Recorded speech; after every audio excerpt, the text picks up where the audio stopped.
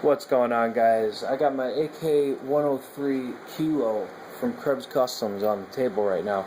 I did do some things different to it since the last time. I'm sure you've already noticed. What I did is I put a collapsible stock on there. I put a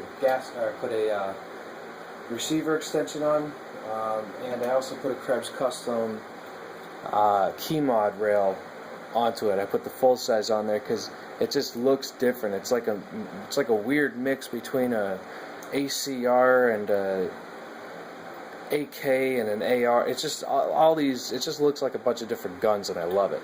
It fires 7.62 by 3.9, cheapest round on them. Well, very cheap ammo. So I like it. It's a lot cheaper than shooting my AR. That's for sure. Alright, so let's see, what the hell are we talking about now? Alright, so the buttstock here is a Magpul CTR collapsible stock. That's all well and good. I did write Oathkeeper on there with silver Sharpie because, well, I'm an Oathkeeper. Took an oath, I keep it. Clearly a good guy. Alright, so the receiver extension underneath is pretty awesome. Let me get under there and show you what I'm talking about. I recommend the Veltor receiver extension to everybody out there that wants to put this kind of stock on an AK. Now, the reason I call this a receiver extension and not a buffer tube is simply because on an AK, it's a receiver extension. On an AR, it's a buffer tube. There's no buffering going on in here with an AK. It's just material, so it extends the receiver. Alright, so anyway, the reason I suggest this one more than any others, and it's only a 5-position collapsible, not a 6-position, but what I do is I keep a copy of all of my gun paperwork in there with my gun, so I could actually show proof of purchase. And it's also watertight. It's got a gasket around the bottom of those threads, so no water's getting in there. It's also completely sealed off on the other side. There's no way water's getting in there. So I do suggest this to everybody. Also, let me put my stock back on so I can show you this.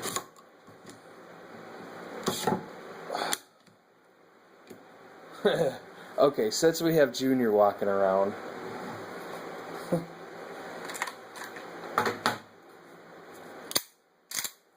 clear, safe, whatever. You know, I would never do this, except, you know, the cat's around, so.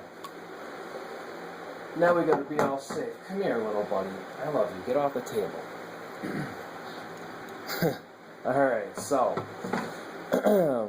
What else did I do with this? Where was I before Mr. Know-It-All came along? Okay, I was on this. Now, the cool thing about this receiver extension as well is it also has these little ports for quick detach swivel mounts. I have one right here for my stock from Magpul. And by the way, Magpul, if you're watching, if this gets shared with you or something, stop making your fucking slings so difficult. When I buy your slings, and I've done this to 3 of them so far, 1 out of request, 2 because they're my own, I just simplify them so easily, dude. I just do that. I completely take out the threads, I rip it all apart and make it one long thing, and it works every time. It works so much better than your stupid little leverage design that's fucked up. Somebody can come right behind you or on the side of you and grab that thing and fucking pull your buttstock right up to your jaw and knock you out. That thing is stupid. You know, go back to this. Alright, kitty removal. One more time. Come here, you. Up, up, up. Alright. So anyway, I rip it apart and make myself a new one. He's gonna keep on coming back up here, man. Alright, so anyway, these little ports here for the quick detach is totally awesome because you could just take your stock, you could take your sling, and you're in. You know, that thing's not gonna come off. When you want it out, you just press it, pull it. So that's definitely, you know, that's pretty cool in my opinion. So that's why I go with that's why I go with the buffer tube there. I mean, the receiver extension. Now, what I will say about this is that you're gonna have to. You can see all that bare metal right there. I had to Dremel all that shit off, and I have this little stupid second-grade arts and crafts type of a Dremel, and it took forever. Now, to get this off, you can take the top rail off, and to get that off, you pinch the sides here, these little levers on either side. You push them in, and then this thing comes on the outside a little bit, and you can pull it up. Okay, so all you do is basically just, well, really, I think all I do is pull it up. I pull it back a little bit, and then I pull it up. Now, they say that when you put this back, you're going to retain your zero.